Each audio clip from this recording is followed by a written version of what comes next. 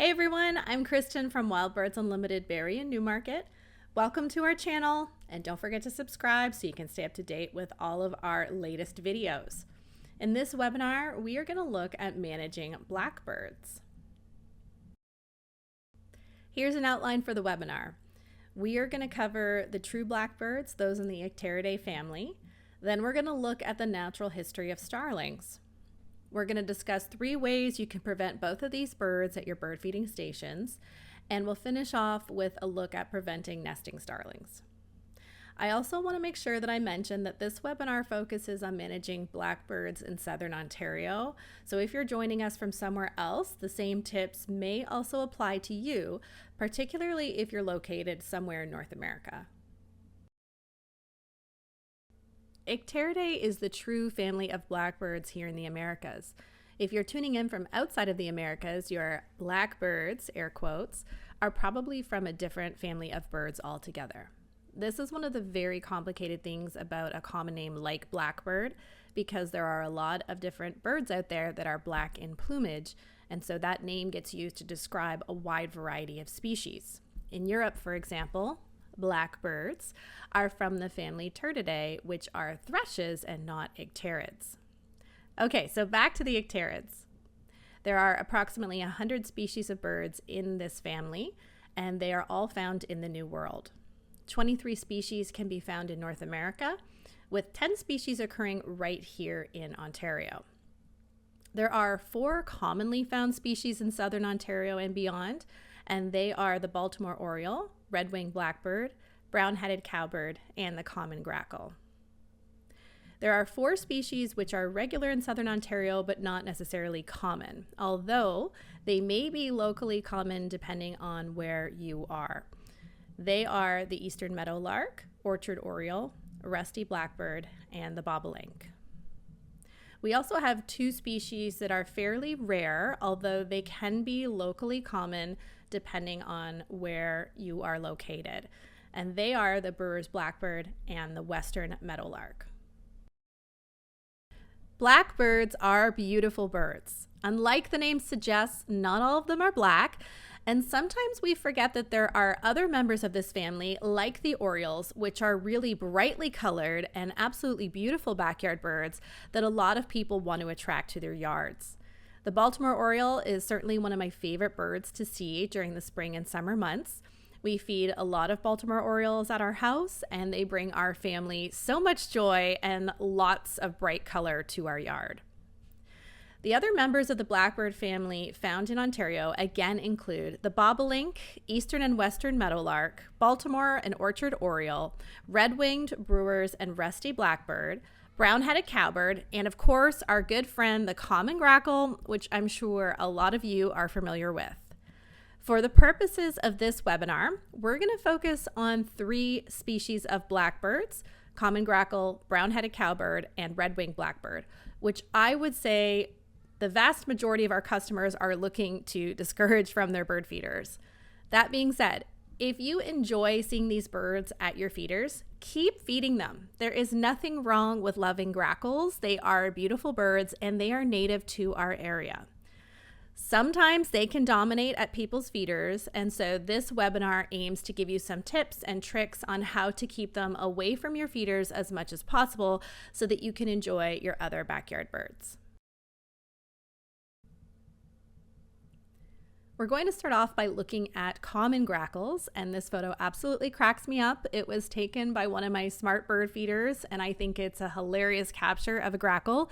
He does look a little grumpy, which is what I hear people say about grackles sometimes, that they look mean, but I've never cared for that description because in reality, this is just a native songbird that's trying to survive like all the other birds out there. So although we are focusing on how to deter blackbirds from feeders, I do hope that this presentation also fosters an appreciation of our native blackbirds. In terms of the habitat and where you're going to see grackles, they're found in a wide variety of habitats, everywhere from open woodland to grasslands to meadows to marshes, and of course urban areas like backyards and city parks. Their diet consists primarily of grains like corn, but they do also enjoy things like sunflower seeds, tree seeds, fruits, and even garbage.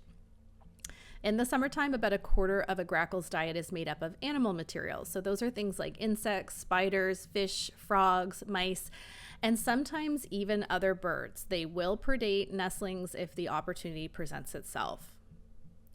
Here in southern Ontario, they can be year-round residents. Most of them are migratory, but it really depends on where you're located and what the weather is like during the winter. They tend to migrate around mid-October and return mid-March, but they don't actually go very far. They're what's referred to as a short distance migrant. They're typically just migrating down either into southern Ontario or just south of the Great Lakes into the US. It really depends on what the weather is doing during the winter. So if we have a mild winter and there's lots of food available, grackles may actually stay all winter long. However, during most years, they are participating in a migration. One of the times of the year that they are particularly a problem at bird feeders is during migration, because they come in these massive flocks and can just decimate bird feeders. I've had flocks of well over 100 birds show up at our house before, and they will land on our lawn and forage for invertebrates and things. And then eventually a few of them will make their way to the bird feeder and start eating away at the food in all our feeders. So they can be a bit of a headache when they are migrating. They can also be a bit of a nuisance when they're nesting.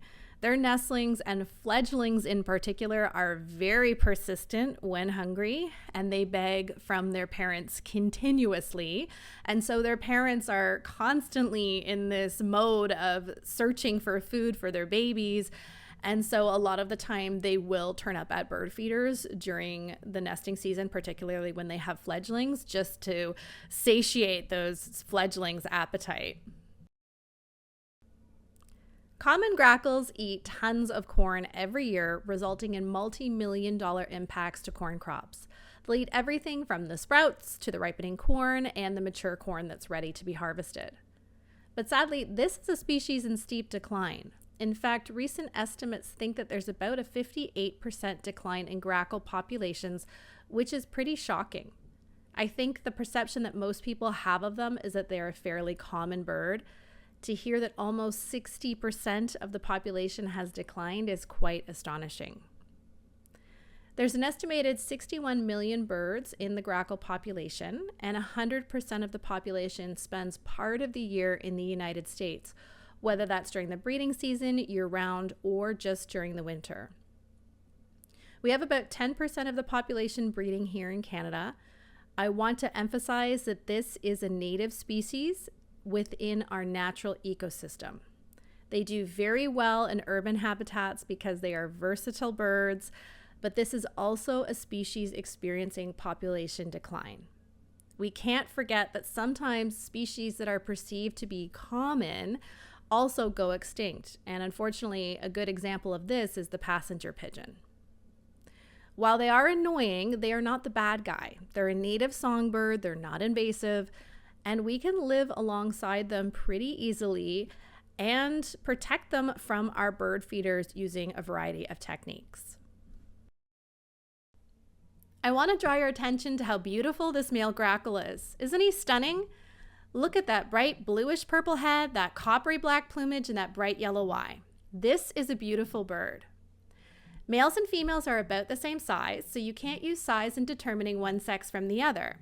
However, they are sexually dimorphic, meaning males and females can be told apart visually by plumage. Males have that glossy bluish purple head and coppery black body color, and the females have less contrast in their plumage and are more of a muted black color. I also want to point out that people confuse these birds with crows. I often hear about people complaining about crows and large flocks visiting their feeders. And while this can happen, most of the time it's grackles. Grackles are smaller in size than American crows. Crows are much more of a rich midnight black color, and crows have black eyes, not the bright yellow pupils of grackles. The next species we're going to look at is the brown-headed cowbird. From this photo of a male, you can probably see where they get their name from. Males have that beautifully rich chocolate brown plumage covering their head and a gorgeous blue-black iridescent plumage covering the rest of their body. The female's plumage is a lot more subdued. It's an overall gray color, and I'm going to show you a picture of her in just a moment. In terms of habitat, these are birds of open areas. They don't like to be around a lot of trees. They prefer open habitats like prairies, fields, meadows, pastures, and residential areas, such as backyards and parks. Their diet consists mostly of grasses and weed seeds, but they do also like to eat grain crops as well as insects. They are commonly found around livestock like cows and horses, and this is where the cowbird part of their name comes from. As livestock moves its way through pastures, they stir up insects like grasshoppers, and the cowbirds follow along and will just pick off and eat those insects. In terms of migration, this is a species that is found year-round in Ontario. However, in some areas, they may migrate a short distance south. I have seen cowbirds in the dead of winter at my bird feeders, so they're definitely around in the wintertime in some areas. Like grackles, overwintering for cowbirds is going to depend on food availability and weather. They may choose to migrate a short distance away from their breeding grounds to spend the winter somewhere where there's a little bit more food. Here's a female brown-headed cowbird. And I will say, this bird does confuse a lot of people in terms of its identification. If you're not familiar with what a female brown-headed cowbird looks like, then she can really throw you off. We field a lot of identification questions about female cowbirds. Cowbirds are sexually dimorphic. The male is easily distinguished from his female counterpart visually by their plumage. Cowbirds have a really fascinating natural history, which we're going to dive into further in just a moment. One thing that is really interesting about the female cowbird is that they lay a lot of eggs. Because of this, she also needs a large source of calcium, more so than other birds. To get the calcium that she needs, female cowbirds need to eat a lot of things that contain calcium, like snail shells and the eggshells of other birds. Brown-headed cowbirds are birds originally of the Great Plains, and as the forests were cleared in the 1800s, they spread their way eastward. They're what's known as a brood parasite. Historically, they followed buffalo herds, which is why today they're so closely associated with livestock. Since buffalo are always on the move, they evolved to reproduce without making nests. They instead lay their eggs in the nests of other birds and leave those other birds to raise their young, often at the detriment to the host bird's own offspring. Cowbirds have been documented laying their eggs in the nests of over 220 different species, but female cowbirds specialize in parasitizing a particular host bird species, so she will know their habits, behaviors, and where they like to nest. Some birds, such as yellow warblers, have the ability to recognize cowbird eggs in their nest, but they're too small to get rid of them. Instead, their strategy is to make a nest on top of the old one that has the cowbird eggs in it. They then start the nesting and egg-laying process all over again. Some larger species that can recognize cowbird eggs will puncture the eggs or displace them out of the nest. But unfortunately, many hosts don't recognize cowbird eggs at all. The cowbird eggs hatch faster than the eggs of the other species, giving the young cowbird a head start. It's difficult for host birds to ignore the begging calls from young cowbirds, and they often dominate and eat a large portion of the food brought back to the nest. Cowbirds are a native species that has evolved in the grasslands of central North America. However, their expansion has put some endangered species, including the Kirtland's warbler and black-capped vireo, at further risk. In the photo here, what you're seeing is a cowbird trap, and if you look closely, you can see some cowbirds in the trap towards the back right-hand corner. This is one of the traps that's being used to control cowbirds in the habitat of the Kirtland's warbler in Michigan. There is active management going on to prevent cowbirds from parasitizing this endangered species. With respect to your own backyard, you will commonly see cowbird chicks with a variety of host parents, but they really seem in the backyard setting to use sparrows as hosts, in particular chipping and song sparrows. Most baby birds, once they fledge out of the nest, are around the same size as their parents. But if you see a small chipping sparrow with a giant baby much larger than itself, then you're observing a fledgling cowbird with its host parent. Probably one of the most interesting cowbird observations I've personally made is seeing them with oriole families. I've observed this on a couple of occasions, and this is a very interesting choice of a host family because orioles weave these elaborate hanging nests that are difficult for predators and cowbirds to access. It's also a little odd that a female cowbird would choose an oriole host given that their diet includes a fair amount of fruit, something that's not traditionally in the diet of a cowbird. But evidently, there are cowbird females who specialize in using orioles as a host family. Here's a video I took of a cowbird chick being fed by its song sparrow host parent.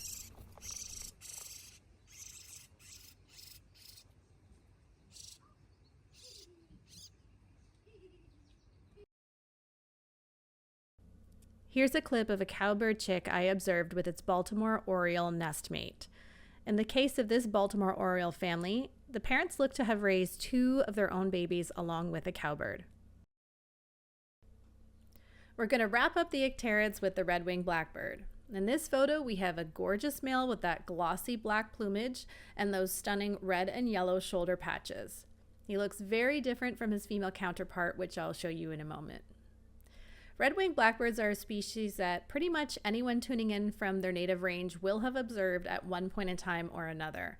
They are very common birds here in southern Ontario.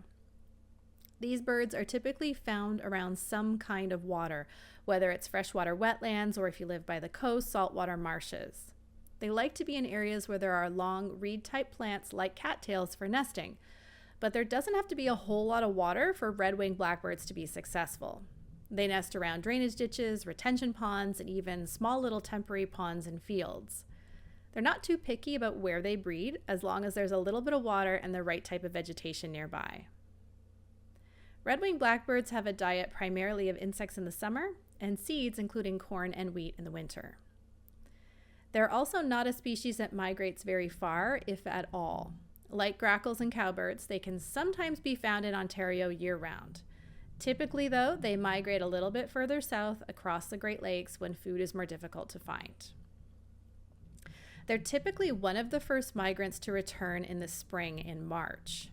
Red-winged blackbirds are then found throughout the warmer months, migrating most years in around mid-October for their wintering grounds. They're one of the most abundant birds across North America. However, recent population studies have estimated the population of these birds has declined by 30%, yet another staggering number. Red-winged blackbirds have a very unique breeding strategy. They are highly polygamous. Both males and females may have as many as 15 mates, if you can believe it. 1/4 to half of the nestlings are sired by a male other than the territorial male. Female red-winged blackbirds are famous for their secret liaisons. Male red-winged blackbirds will fiercely defend their territories. Typically, males arrive back to their breeding territories in the early spring to set up watch over their domain. Seeing the males and hearing them sing, for me, is one of the very first signs of spring. Females take their time returning. They don't need to defend territories and will arrive on their breeding grounds a few weeks after the male. Males will spend approximately 1/4 of the day defending their territory. And sometimes this makes the news when they defend their territory not only against other red-winged blackbirds, but also dogs and people. In some areas, you'll see signs warning you that they will attack. It seems like they're being a little bit overly aggressive, but in reality, they're just trying to protect their mates and their young ones. Here's the female red-winged blackbird. This is a sexually dimorphic species, and she can visually be told apart from the male. Females lack that rich, glossy black color along with the red and yellow shoulder patches. Instead, she's more of an overall brown color with lots of heavy streaking on her breast. Her head is mostly brown, but she does have a light-colored eye stripe, which usually has a hint of orange or yellow. Starlings are members of the Strurnidae family, and there's quite a few species worldwide. They're native to the Old World, including Europe, Asia, and Africa, along with Australia, the Pacific Islands, and they've been introduced to many other places around the world, including the Americas. In North America, we have two introduced species, the European starling and the common myna. Here in Ontario, we only have the European starling. While European starlings are not true blackbirds, they're not from the family Icteridae, for the purposes of this webinar, we're going to lump the European starlings in with the blackbirds because we use the same strategies for managing both blackbirds and starlings at bird feeders. European starlings, as you can see from this photo, are quite beautiful birds. When they're breeding, their plumage has hints of iridescent greens, purples, and blues, and they also have a bright yellow beak. Males and females do look the same in this species, however, their breeding and non-breeding plumage looks very different. I have a couple photos of starlings in non-breeding plumage, which I'll share in just a moment. These birds are found just about everywhere that there are people, in towns, cities, suburbs, and in the countryside where there's human settlement. The only habitat they're absent from is really dense forests. They like to feed on the ground, and when there's no snow, you'll see them feeding on lawns, sidewalks, and parking lots. And when we see them foraging on lawns, they're walking around, probing their bill into the ground while eating their favorite foods, insects, and invertebrates. When there's snow covering the ground, or if the opportunity presents itself, they'll also eat fruit, grains, seeds, nectar, livestock feed, and even garbage. They are very opportunistic birds, and they'll eat just about anything that fits into their beak. This may come as a bit of a sad note to some of you, but they are year-round residents in Ontario. So we do have starlings in the winter, and typically it's during the winter months when these birds are the biggest nuisance at bird feeders. When there's snow on the ground and they can't access their preferred foods, instead they'll visit bird feeders, sometimes in very large numbers, to eat things that are heavy in protein and easy to access, like nuts, suet, and mealworms. Starlings get their name for their star-like shape in flight. They are famous for creating these beautiful flight patterns called murmurations that can be made up of over 1 million birds. If you haven't observed a murmuration before, I highly recommend doing an internet search so you can see how the birds twist and turn together in unison. It's a really stunning show they put on. Starlings are part of what's referred to as the Shakespeare release. Way back in the early 1890s, a man by the name of Eugene Schieffelin, a Shakespeare enthusiast, set out to release all of the birds mentioned in the works of Shakespeare in North America. Thanks a lot, Eugene. Some thrived while others, like the bullfinch, perished. It took several tries, believe it or not, but eventually the population of starlings took off. 100 starlings were released in Central Park in New York City, resulting in a population today of over 200 million birds.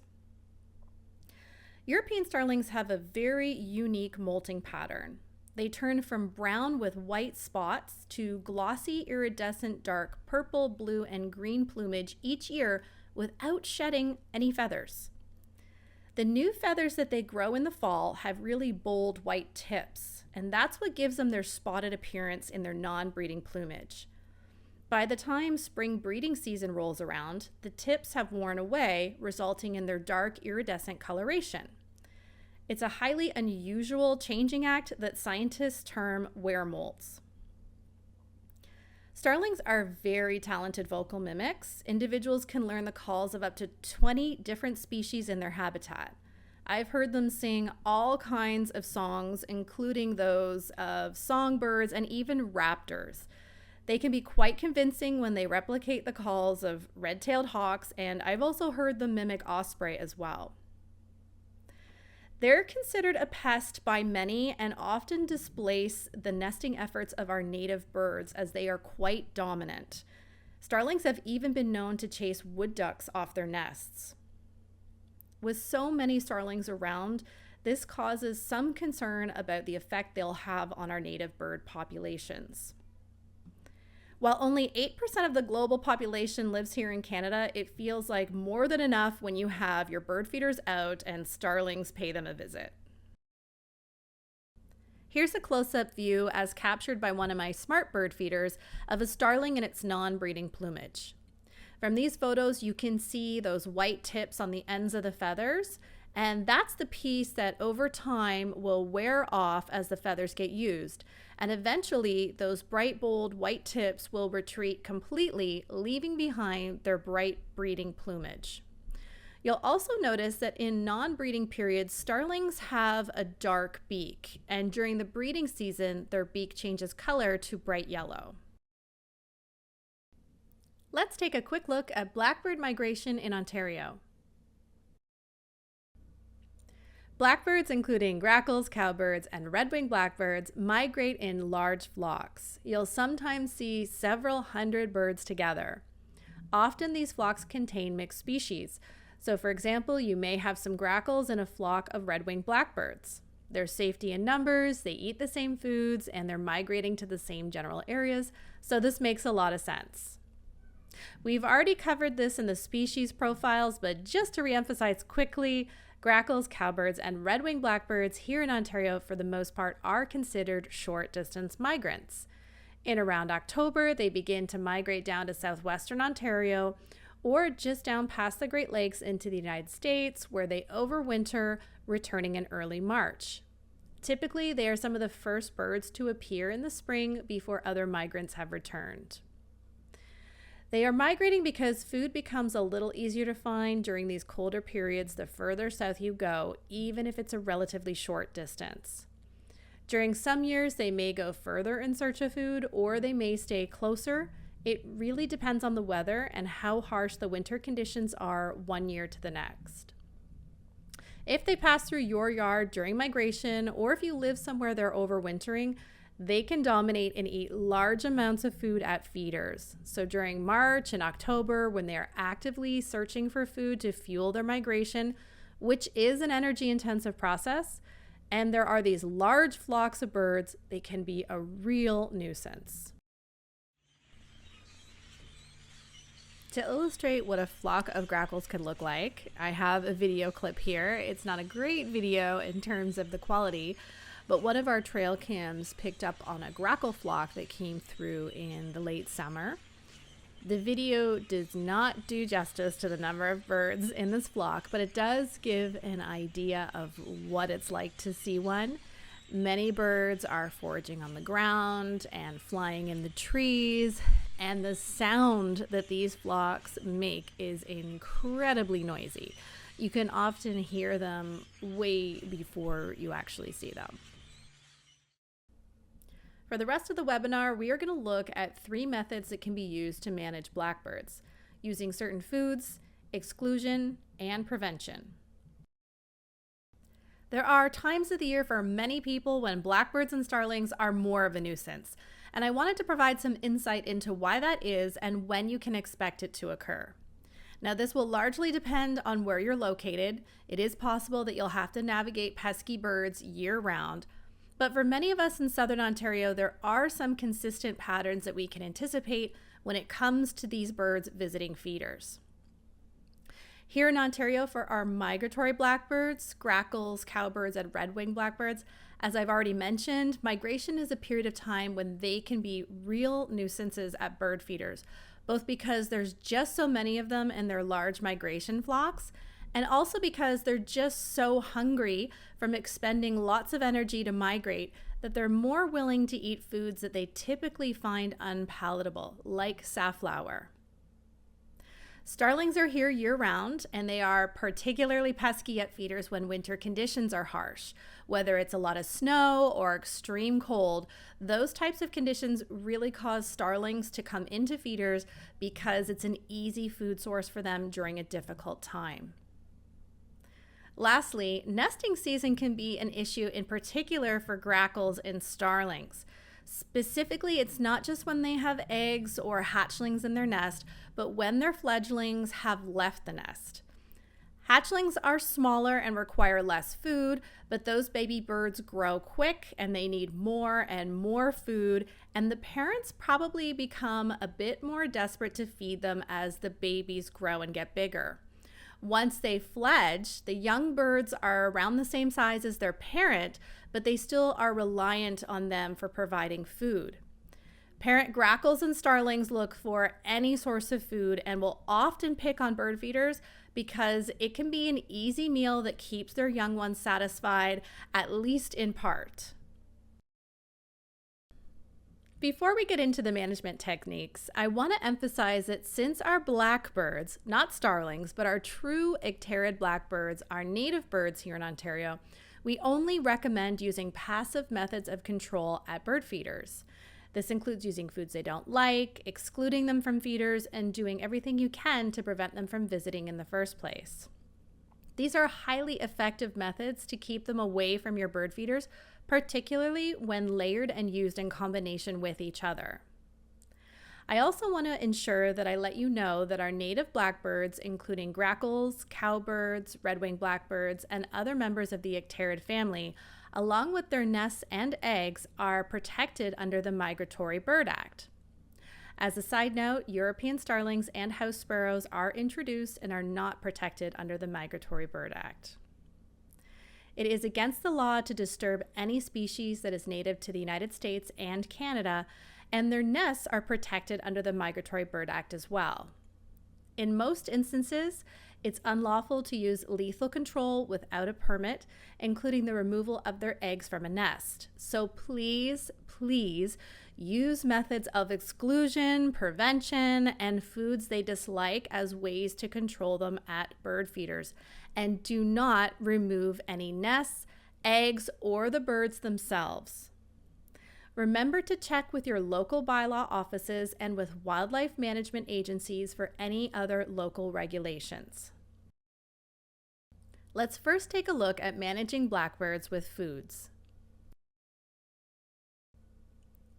Our recommendation for the top 7 foods that blackbirds either dislike or aren't interested in are safflower and nutrisaf, Niger, Wild Birds Unlimited Simply Suet or Plain Suet, striped sunflower in the shell, peanuts in the shell, jelly Jubilee, birdberry jelly, and oranges, and lastly, nectar. How you utilize these foods in your yard is going to depend on which birds are causing the issues for you at your bird feeders and which feeders you are using. From our experience, we know that nothing is ever 100% in nature. However, these 7 foods are really good at excluding some of the blackbirds. So let's go through each one and talk about how they work and which birds they discourage.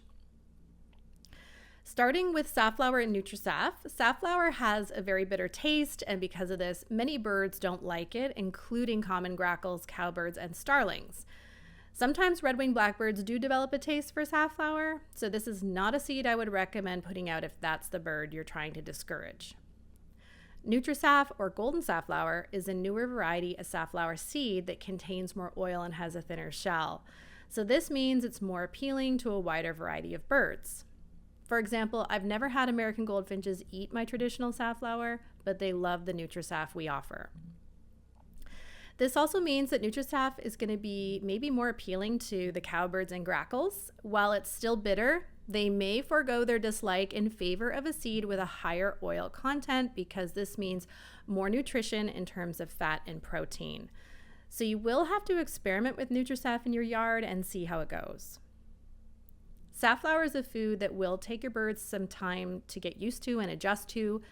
If you're going to be offering safflower as a way to manage blackbirds, it can't be mixed with any other seed. It must be offered straight on its own in a feeder to be successful.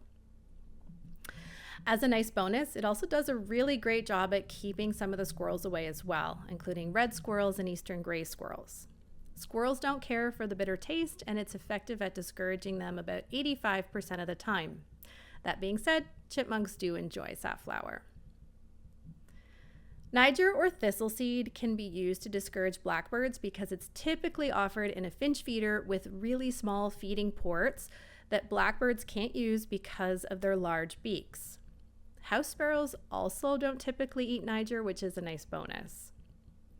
Sometimes the occasional red-winged blackbird will eat it because they have a beak with a really fine tip and can access the small holes on the feeder, but generally this is not a common occurrence. Again, like safflower, to be used successfully as a deterrent, Niger has to be offered as a straight seed, so you can't mix it with anything else. Also, Niger is a seed that the birds will only eat when it's fresh, so you'll want to ensure that to attract finches, your Niger is not going stale. To check if your Niger is still fresh, take a small amount of the seed and put it on a paper towel. Then, using the back of a spoon, crush the seed into the paper towel. You should notice tiny oil droplets, and that's what the birds are interested in. If the seed is dried out and lacks oil, throw it away. I recommend not buying more than you can use in 8 weeks' time. Also, ensure your Niger does not have access to excessive moisture in your feeders, or it will clump and spoil and the birds won't eat it. Wild Birds Unlimited Simply Suet is a great way to feed woodpeckers while discouraging some of the nuisance birds at your feeders. Typically, blackbirds and starlings are looking for the tasty ingredients in suet, things like peanuts, tree nuts, and mealworms. When you take those things out of suet by offering plain suet, they lose interest very quickly. However, woodpeckers still really enjoy eating plain suet. What I typically do in my yard is I offer Simply Suet in one feeder almost all year long, and then I offer my yummy super suets with all the nuts and mealworms in a cage-style suet feeder. That way, I have lots of different options to offer my woodpeckers. Striped sunflower in the shell is going to be great for discouraging things like brown-headed cowbirds, red-winged blackbirds, starlings, and house sparrows because it has a really large shell that those birds just don't have the beaks to open. That being said, keep in mind that grackles can open striped sunflower seeds and eat them, so this is not a seed that you would want to use to discourage grackles. Cardinals, grosbeaks, and other birds with larger beaks that can open the seed are the ones most interested in striped sunflower. Peanuts in the shell, again, is not going to discourage grackles as they can take and crack a full peanut in the shell. However, brown-headed cowbirds, red-winged blackbirds, starlings, and house sparrows don't have a beak capable of opening a peanut. Peanuts in the shell are most commonly used to attract and feed blue jays. But some other birds like woodpeckers can peck holes in the peanuts and extract the nuts as well. It's really fun to feed peanuts in the shells to jays because you can train them to come at the same time every day. This is not only fun to watch, but it also gives the jays an advantage over grackles finding the peanuts. Jelly Jubilee, birdberry jelly, and oranges are foods that can be offered during the warmer months to attract birds like orioles. Blackbirds have almost no interest in these foods, which is great. Sometimes other species like robins, sapsuckers, and catbirds are also interested in these foods as well. Lastly, nectar is a great food to offer hummingbirds and orioles that the blackbirds have virtually no interest in. Let's take a closer look at which birds these 7 foods attract, starting again with safflower and nutrisaf. Traditional safflower, as I mentioned, is bitter, so some birds are put off by the taste, which is what makes it a great problem solver. The birds that really enjoy this seed include northern cardinals, chickadees, titmice, grosbeaks, doves, and some of the finches, including house finches, purple finches, and redpolls. Occasionally, you will see other birds eating it as well, such as woodpeckers and nuthatches. Nutrisaf has a thinner shell, which means it's easier for a wider variety of birds to open.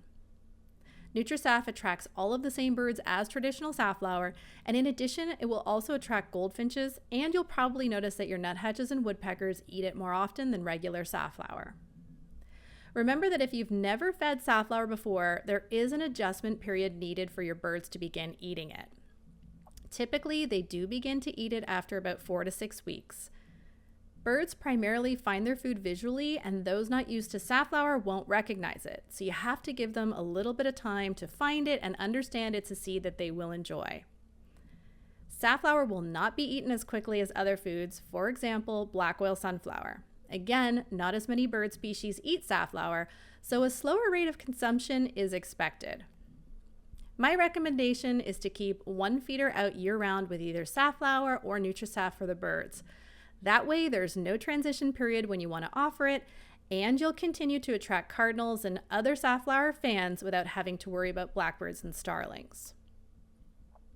Niger is a seed primarily used to attract finches, including goldfinches, house finches, purple finches, pine siskins, and redpolls. Occasionally, you may notice other birds eating some Niger here or there, including chickadees, woodpeckers, and nuthatches. For the best success with this seed, don't forget to ensure your Niger is fresh and dry. We get a lot of woodpeckers in our yard, and while they prefer suet with nuts, mealworms, and fruit, I also get a great variety to my plain suet. Downy and hairy woodpeckers, red-bellied woodpeckers, and pileated woodpeckers will all eat simply suet or plain suet, and occasionally you'll see other birds like nuthatches and chickadees eating it as well, particularly during the colder winter months. Striped sunflower is a great seed for birds with large beaks that can open them, including cardinals, titmice, grosbeaks, and blue jays. Doves will also eat it, but rather than cracking the shell, they'll just swallow the seed whole. I've mentioned that peanuts in the shell are primarily used to attract blue jays. However, woodpeckers can peck the peanuts out of the shell as well. Jelly Jubilee, birdberry jelly, and oranges are foods primarily used to attract orioles during the breeding season. However, there are a number of other birds that do enjoy fruit and will eat these foods as well at feeders. Aside from orioles, robins and catbirds are probably the two species that most people will get when they feed bird jellies. Chickadees, house finches, and some of the woodpeckers, in particular sapsuckers, will also eat these foods. Nectar is primarily going to attract hummingbirds. Orioles enjoy nectar as well. If you have an oriole feeder that can accommodate nectar, you can certainly put it out and offer it to your orioles. In my experience feeding orioles here in Ontario, they'll only eat it for a limited time, usually during the months of April and May, but other oriole species may enjoy it for a longer duration of time or even year-round. Occasionally, some other birds will also eat nectar. Woodpeckers, for example, are common birds that people notice at their nectar feeders. Let's take a look at some tips for offering foods to help manage blackbirds. In general, those 7 foods we looked at are a really good first line of defense. One of the biggest advantages is that you don't necessarily have to go and buy all new products to help keep the blackbirds out of your feeders. Instead, you can use your existing feeders. For example, if you already have a hopper feeder that you love but can't keep the blackbirds out of, you can fill it with Nutrisaf instead of replacing the feeder entirely. Offering these foods correctly is often a good and inexpensive first method of control to keeping blackbirds away from your feeders. However, you may find that during certain times of the year, like nesting and migration, the blackbirds will develop a taste for some of these foods. So they are often most effective when used in combination with other solutions. It's important to remember that nothing is ever 100% in nature. You may find that there are individual blackbirds in your yard that develop a taste for foods most other blackbirds of the same species dislike. There are outliers. It's just like how we all have different individual tastes for the foods we like. When it comes to winter survival or raising young, many blackbirds will eat foods they don't typically favor in order to survive or satisfy their offspring. It's not uncommon for safflower to work well, and then a winter storm hits and all of a sudden the starlings begin gobbling it up. Most suet, cylinders, and seed blends are full of yummy ingredients that the birds love, including nuts and fruit. These ingredients are also what attracts blackbirds. Stripping away these ingredients will greatly help to reduce any interest from blackbirds and starlings. So the solution foods need to be fed straight on their own in the feeder and not mixed with any other ingredients. Sometimes we hear feedback from people that their birds don't like the taste of the foods or that they aren't transitioning easily to the problem-solving foods. Remember that anytime you offer a new or different food to your birds is a period of transition. It may take as long as 6 weeks' time for the birds to begin eating a new food. Sometimes it may even take longer, but most often it will take a couple of weeks. So have patience and don't give up. You may have to be a little stubborn with your favorite backyard birds in an effort to get them to eat these plain foods. Be persistent and keep the foods out. They may not be eaten as quickly as your other options, but that's probably because the blackbirds aren't eating them. Safflower is native to Europe, so this all-white seed is one our birds have typically never seen before. In order to avoid any periods of transition with safflower and Nutrisaf, it's best to keep it out year-round as a straight seed or cylinder in at least one feeder. Safflower in particular takes longer for the birds to adjust to. 4 weeks or longer is not uncommon. Just give it time and make sure you have the birds that are attracted to this food in your yard. Most people should have at least a couple of species. Really, that goes for any of the solution foods. Ensure that you have the birds that eat these foods before offering them. For example, if you don't get orioles in your yard, offering bird jellies probably won't be successful. So look at the birds you do have and offer the foods accordingly. For some other bird feeding issues, we sometimes look to hot pepper products as solutions. I just wanted to note that these products will not be effective at deterring blackbirds, as they enjoy hot pepper foods like many other birds do. While white millet is an excellent seed for attracting some species of birds, including indigo buntings, juncos, and other native sparrows, it's typically not favored by many desired feeder birds. Millet will end up on the ground and will attract blackbirds, so I would avoid offering foods with millet during times of the year when blackbirds are an issue at your feeders. We're going to talk more about feeders in just a bit, but I wanted to mention that when you're purchasing feeders for your yard, you should always have blackbirds and other potential issues like squirrels in the back of your mind. Ask yourself, will using this feeder encourage birds I don't want? Or a better question might be, if blackbirds become a problem, are there accessories and foods available for this feeder to exclude and prevent them? Let's talk about exclusion. Unfortunately, when I took this photo, it was a rainy day, and the photo did turn out a little blurry because I had to take it through a window. But look, 2 purple finches, an indigo bunting, and a goldfinch all on my eliminator feeder at the same time. It doesn't get any better than that.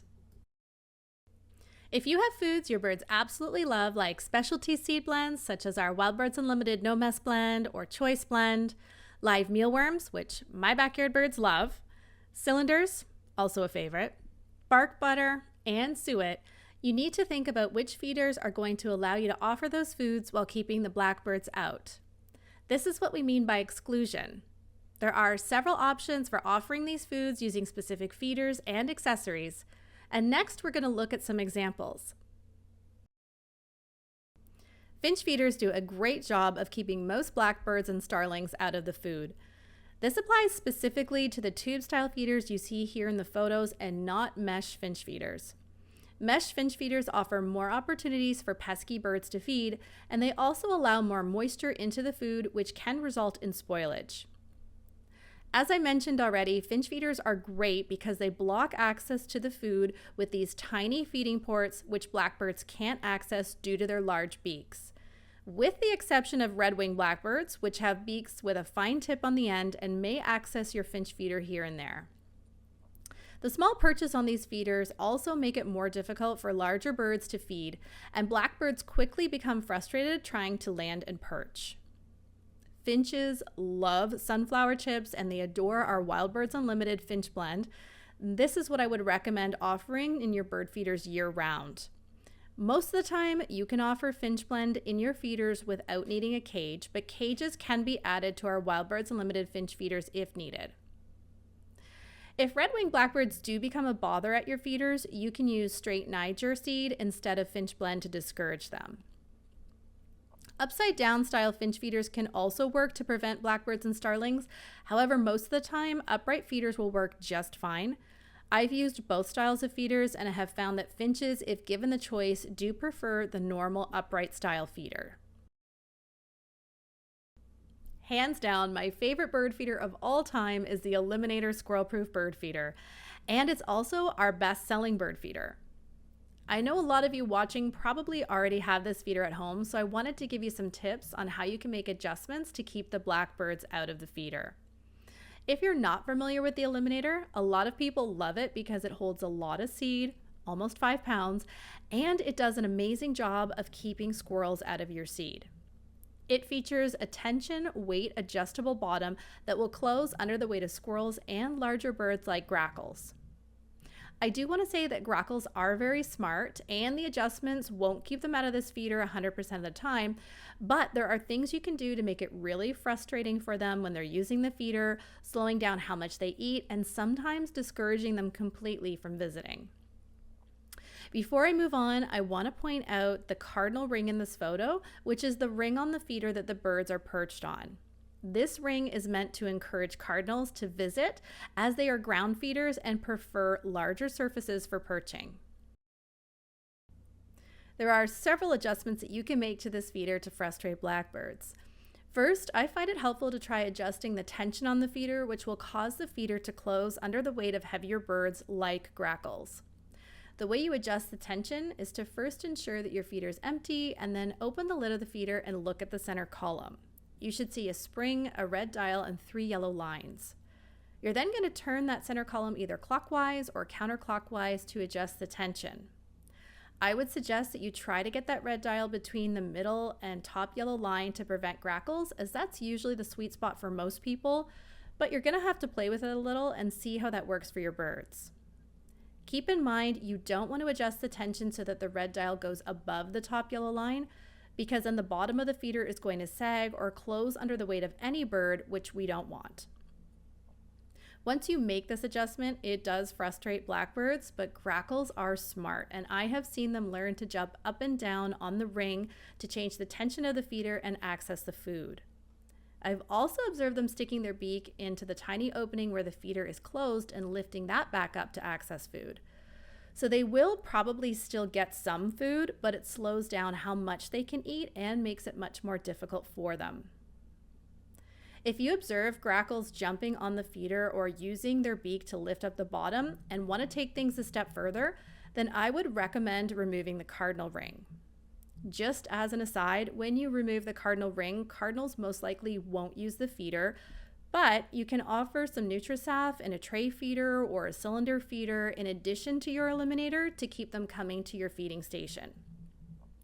To remove the cardinal ring, loosen the wing nut on the bottom of the feeder and twist in the 6 perches all the way until they are as short as possible. Next, remove the ring, and then you will have to readjust the tension because the cardinal ring adds weight to the bottom of the feeder, and once removed, the tension does have to be recalibrated. Removing the ring and shortening the perches makes it really tricky for birds like grackles to perch and access the food. The weather guard is an optional accessory, and adding a weather guard to an eliminator also makes it more challenging for blackbirds because it restricts the space available on the feeder and makes it much more complicated to land. Aside from the great ways this feeder keeps out squirrels and grackles, it also looks great, has a fantastic warranty, and is made by a Canadian company. I have nothing but good things to say about this feeder. If you feed the birds, you need one in your yard.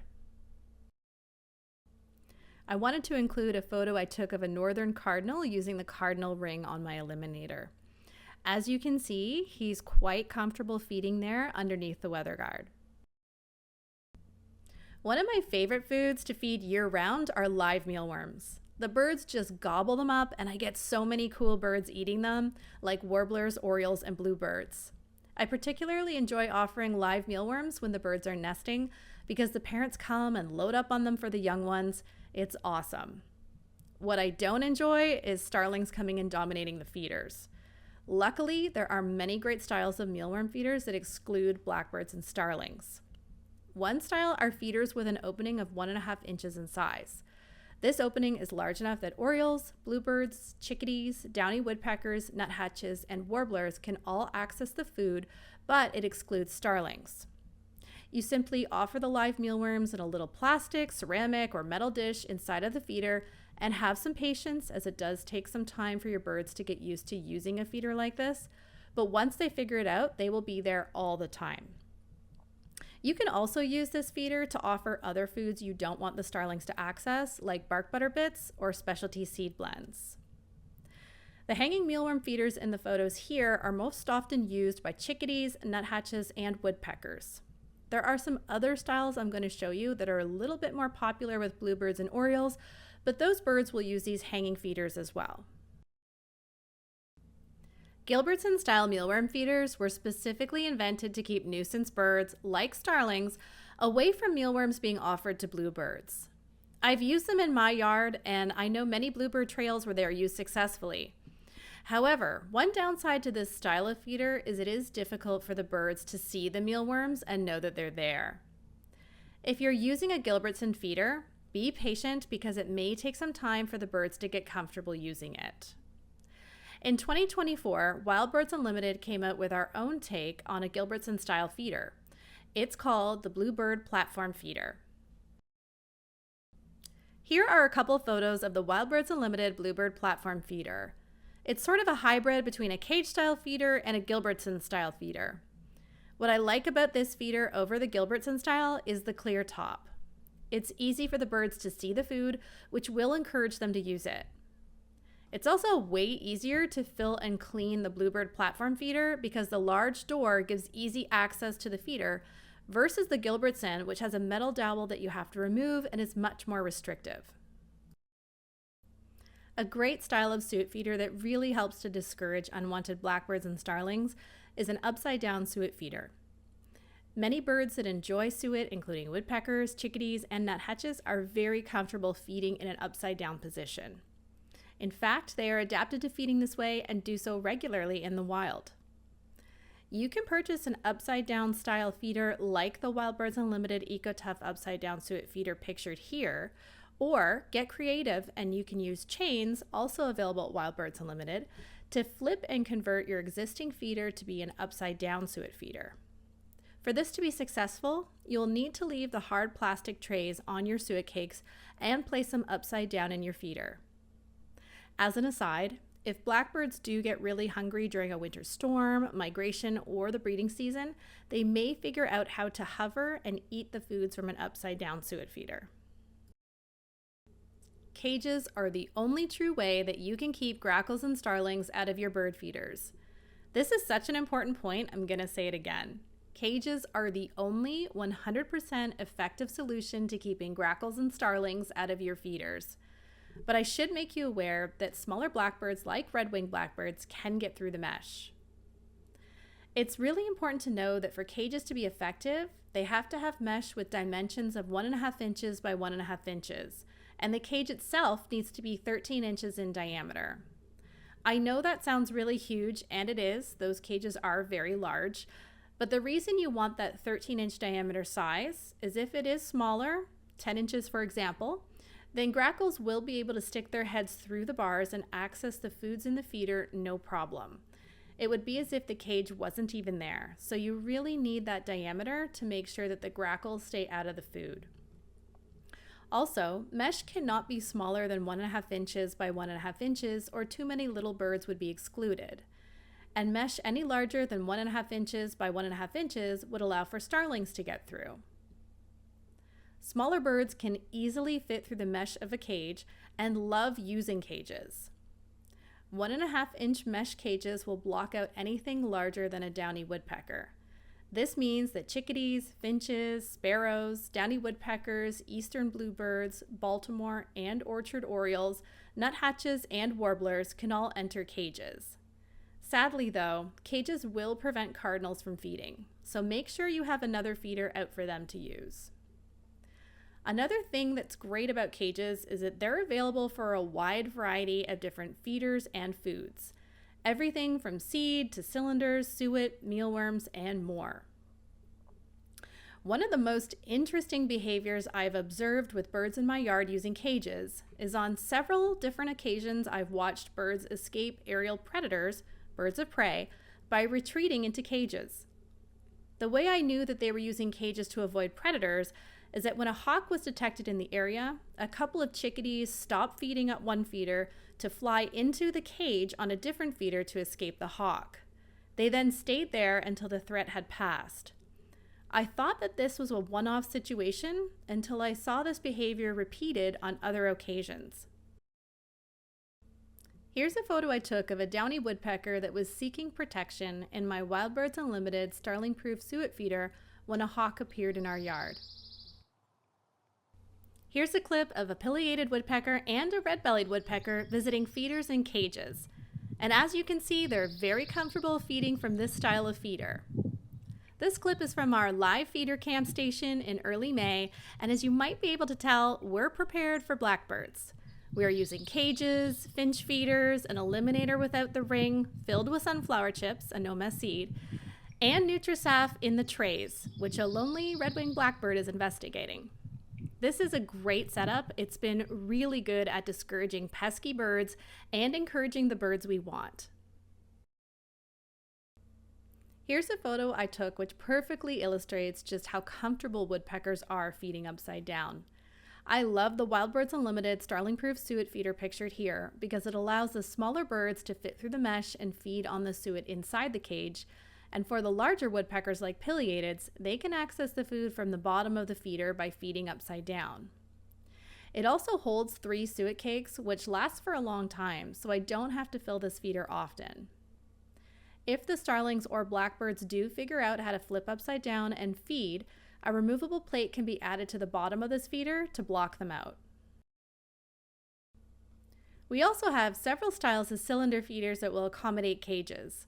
Some of the cages come as a separate accessory, while others are built right into the feeder itself. Cylinders and stackables are foods that so many birds love, and they can attract blackbirds and starlings as well. But cages prevent them from gaining access to the food. In this photo, a downy woodpecker and Baltimore oriole are eating dried mealworms from a cylinder on my red roof cylinder feeder. In this case, the cage is sold separately from the feeder. And as you can see, these birds have no issues going in and out of that mesh to access the food. Here's a photo of a pine warbler feeding at the red roof cylinder feeder with a cage around it. During migration periods, in particular spring migration, our yard gets a wide variety of warbler species visiting, and they will stop to feed on cylinders, suet, and mealworms to help get some extra protein, which gives them energy for their journey. The barrier mealworm feeder is probably my favorite mealworm feeder because it's really easy for a wide variety of birds to use, and it keeps out pesky starlings and grackles. So many of the birds in our yard are comfortable using this feeder, and it holds a generous amount of mealworms. A really cool feature of this feeder is that you can remove the mealworm dish in the center and replace it with other feeder accessories, including a cylinder pin, suet feeder, and peanut tube. So you buy one feeder, but you have the ability to change it up and offer 4 different foods throughout the year. I highly recommend this feeder. Next, we're going to look at how to prevent blackbirds and starlings from taking an interest in your feeders in the first place. Remember that the best defense is a good offense, and a great way to manage a blackbird problem is to do everything that you possibly can to prevent them from being interested in your feeders in the first place. One of the ways you can do this is by avoiding poor quality seed and other foods, which we're going to look at in just a moment in more detail. It's also really helpful to use blackbird resistant feeders and foods year round, so that anytime they visit, the options are dismal and they lose interest.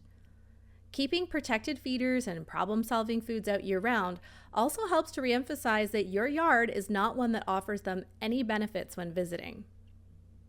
You can also rotate feeders seasonally. I have feeders in my yard that I can't put out when the blackbirds are around because they'll just eat everything. So I save those feeders for the winter time when they're absent. I will also take cages off during the winter, but I keep them handy to put back on again if starlings become an issue. It's also really important to pay attention and observe what's going on with the birds in your yard. During breeding season in particular, try to pay attention to any starlings or house sparrows that are looking like they might want to nest in your yard. We're also going to take a look at this in more detail and what to do about it a little later. I want to discuss avoiding poor quality seed in more detail. The first thing I want to tell you is that your seed shouldn't look like this, and if it does, you need to replace it with a higher quality seed blend. You can see that this blend has only a tiny amount of sunflower seeds, and instead is primarily made up of milo, that round red seed, cereal grains, and millet. While millet is enjoyed by some of our sparrows, the vast majority of ingredients in this mix, in particular the milo and cereal grains, are of no interest to our feeder birds and will end up being tossed out of the feeder onto the ground, where they're going to attract pesky birds and mammals like squirrels. Lower-priced birdseed blends will often use filler seed. Those are seeds that the desirable birds in our area don't eat, but grain-eating blackbirds and mammals love. Filler seeds are relatively inexpensive, and they're used to bring the cost of a seed bag down in price while maintaining a certain bag weight. It might only be $20 for a 20-pound bag of the seed, but you're paying $20 for only a small amount of sunflower seed. Essentially, you're paying for overpriced sunflower seeds and for fillers that will attract nuisance birds and mammals. So while cheaper blends may seem like a good deal up front, you're often paying a lot more money for just a small amount of high-quality food for your birds. It's far more cost-effective to feed a high-quality sunflower-based blend, and even better if it has no shells. The backyard birds we want to attract are attracted to sunflower seeds, and in particular, black oil sunflower seed or sunflower chips, which are sunflower seeds without shells. Sunflower seeds should be the base and primary ingredient in any seed blend you buy. Offering cheap seed blends with fillers including corn, milo, wheat, cereal grains, oats, red millet, and an excessive amount of white millet will attract blackbirds and mammals. Our desirable feeder birds, such as chickadees, will toss the filler ingredients out of the feeder and onto the ground in search of sunflower seeds and other yummy ingredients. The filler seeds that fall to the ground will then attract nuisance birds and mammals. It will also cause you to go through your seed very fast because most of it will end up on the ground, where it can kill your grass in addition to attracting unwanted visitors. Your birdseed blend should look like this. Our Wild Birds Unlimited no-mess blends have a sunflower base and no shells. These blends attract a wide variety of birds and can be used in the eliminator or in feeders with cages to prevent blackbirds and starlings from accessing the food. Here is another example of a high-quality seed blend with a sunflower base. In this blend, some of the seeds do have shells. This is our Wild Birds Unlimited Choice Blend, which is also great in the eliminator or in a tube feeder with a cage. This blend has a lot of different ingredients and is a great all-round mix for attracting the birds that you want coming to your yard. Our best-selling seed blends, hands down, are our Wild Birds Unlimited no-mess blends. No-mess blends lack shells, and there are several benefits to offering these in your yard instead of traditional blends with shells. When you buy a bag of birdseed with shells, roughly half the weight of the bag can be attributed to the shells. Therefore, half the cost of that bag is spent on waste that the birds don't eat. When purchasing no-mess blends, you're purchasing only the meat of the seed, and 100% of that seed blend will be eaten. It's a much more cost-effective way of purchasing seed. You can also think of it this way. A 20-pound bag of no-mess seed is roughly the equivalent of purchasing 40 pounds of seed with shells. Our no-mess blends offer a true no-mess way of feeding the birds. What I mean by this is most of the seed will be eaten directly from the feeder. However, birds are messy eaters, and inevitably some seeds will fall to the ground. The small amount that do will be eaten by ground-feeding birds like cardinals. So nothing from a no-mess blend will be left behind, and there'll be no messy shells accumulating under the feeder. The tannins in shells can kill grass, be more maintenance, and they can also attract unwanted rodents. Offering no-mess blends is a great way to troubleshoot a wide variety of potential problems. Shells take up a lot of space in a feeder. There are no gaps between the seeds in a no-mess blend, which means it's much more compact in a feeder. So you can actually fit more no-mess seed in your feeder than a blend with shells. This means that your seed will last longer and you won't have to fill your feeders as often. While birds are equipped to open the shells on seeds, offering seeds without shells will save them the time and energy it takes to crack and open the seed. During times when the weather is really harsh, such as during winter, eating seeds without shells can help save birds valuable energy resources. While shelled seed is easier for the birds to eat, it won't result in the birds eating any more of your bird food than they normally do. Their stomachs can hold the same amount of food whether you offered shelled seed or not, but it will definitely save them the time and energy of opening all the seeds they want to eat. Some of our birds, like chickadees, have very small beaks and need to carry a seed away from the feeder, and then they spend a lot of time on opening each individual seed. Instead of carrying the seeds away, they can simply eat the seeds right at the feeder. They may still carry it away, but they have the option to be much more efficient in how they eat the seeds. We've covered a lot so far, so I thought it would be good to review some key points. I strongly encourage you to use a variety of problem-solving foods as well as methods of exclusion and prevention to manage blackbirds year-round. Don't wait until blackbirds return in the spring to begin managing them at your feeders. So many birds love the problem-solving foods and feel very comfortable using cages.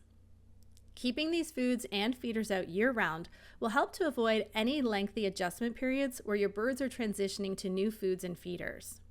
Remember, birds are creatures of habit and can sometimes take a while to adjust to changes at your bird feeding station. Starlings, unfortunately, are with us year-round, and keeping your feeding station consistent with problem solvers will prevent them from taking an interest in your feeders when they periodically check in. Consistency helps to let the blackbirds know that your yard is off limits, while simultaneously helping your birds become accustomed to the problem-solving foods and feeders in your yard and learning to enjoy them.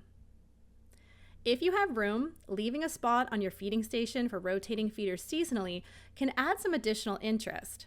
For example, you might want to rotate an oriole feeder onto your pole during the spring, or use a feeder in winter that can't be used when the blackbirds are around. I already showed you an example of one of my bird feeding stations, which uses a combination of problem-solving foods, feeders, and cages.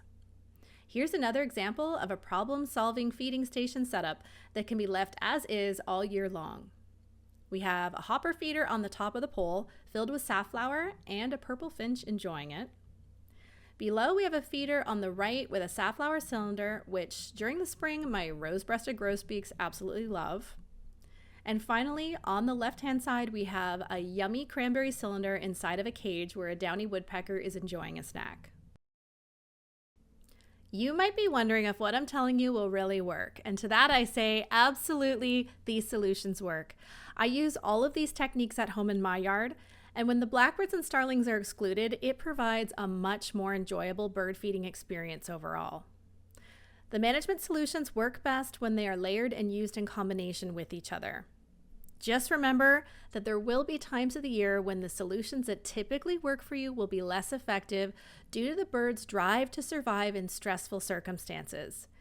These include times of harsh winter conditions, lots of snow or extreme cold, migration periods, and when rearing young, in particular, those demanding fledglings. We're going to wrap up by touching on nesting European starlings. By the way, can you spot the starling nest in this photo? It's in that mesh structure where you can see all of that nesting material. Definitely not a spot where a bird should be nesting. European starlings are not only a nuisance at bird feeders, but they can also do damage to your home. They'll nest just about anywhere in high densities, including dryer vents, barbecues, attics, chimneys, and in walls. Anywhere where they can gain access. In general, our desired backyard birds need space when nesting and don't nest near bird feeders. So most of the time, if you observe a bird nesting in an odd place in and around your home, it's a starling family. There are some exceptions to this. A couple of our native species will nest in odd places around our homes, including house wrens, American robins, and doves. Starling nests can pose fire risks when they nest in places like dryer vents, and this should be dealt with immediately. Remove the nesting material and block off access to the vent. There are a variety of options available to exclude starlings from dryer vents, and you can also hire a professional to do this for you.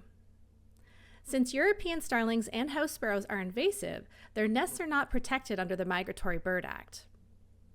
To discourage them from nesting in your yard, destroy any nest they build before they begin laying eggs. Birds are persistent when nesting, and the starlings will probably keep trying to nest. So you'll have to keep watch and continue to remove nesting material as they try to rebuild. Please, please only remove nesting material if you are 100% sure it's a starling nest. If you have any nest boxes out for your backyard birds, you will also have to keep an eye on them for nesting starlings and house sparrows. It may sound a little harsh to remove the nesting materials from starlings or house sparrows, but invasive species pose a threat to our native birds by displacing them out of their ideal nesting sites as well as bird feeders. Watch nest boxes and clear out any nesting materials starlings or house sparrows bring to the box. Again, you may have to repeatedly remove nesting materials as they will likely try to make multiple nesting attempts before moving on. Alternatively, to preserve nest boxes for our native birds, only offer nest boxes with an entrance hole size of 1.5 inches or smaller to prevent starlings from taking over. This is an ideal entrance hole size for eastern bluebirds as well as several other native birds. An entrance hole size of 1 1/8 of an inch will exclude starlings and house sparrows, but will allow for chickadees and house wrens to nest. I want to thank you very much for tuning in and listening to this webinar. We'd love to connect with you on social media. You can follow me directly on my social channels using the handle @KristenMartin. Kristen with an E and Martin with a Y. And don't forget to subscribe to this YouTube channel. For all things birds, please follow Wild Birds Unlimited Barrie using the handle @WBUBarrie and Wild Birds Unlimited Newmarket using the handle @WBUNewmarket. If you're interested in visiting one of our stores or shopping with us online, please look us up or visit our website. Thanks again for watching, and I'll see you again next time. Enjoy the birds!